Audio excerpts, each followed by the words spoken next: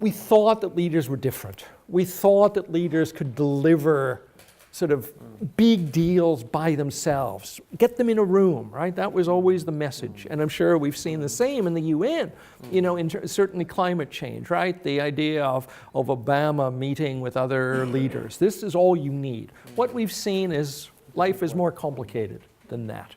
That leaders in some ways have retreated.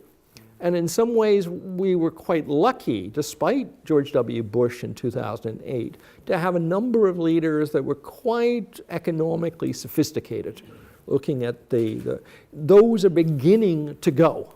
You know, and I think if you looked at the leaders now versus the leaders in 2008, we would see some sort of diminution of leader capacity. And it comes back to Zilka's point, and that does then the gap taken over by bureaucratic role. I mean, I see very mixed sort of impressions in this. I think what has come up is the middle powers. Middle powers with this sort of entrepreneurial skill, you know, and those sort of countries are the Koreans, to some extent the Mexicans, that grasp that opportunity and sort of globalize their bureaucracies. That these people are very capable. Again, our whole stereotypes, particularly of Mexico, I think go by the boards, right? I mean, the top tier is very good. And at the same time, the countries that don't have the entrepreneurial flair anymore, Canada, to some extent Australia, still have that technical capability. So it's sort of a good mix in that regard. This is the first point.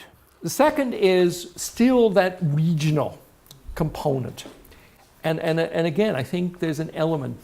Do countries, if they're frustrated at the global level, also show all sorts of frustration at the regional level as well? And in some ways, the global can be easier, paradoxically, for some countries. And certainly, I think if we looked at the BRICS countries, it was probably going global makes a lot more sense than going regionally, right? India is a pretty tough neighborhood, as Modi will come to discover. Certainly South Africa, certainly Brazil. It's going to, you know, there's as many chances of getting worse in regional components. So again, and we see this in the sort of second layer as well. There's a lot of evidence of countries like Indonesia getting more and more frustrated with ASEAN sort of politics.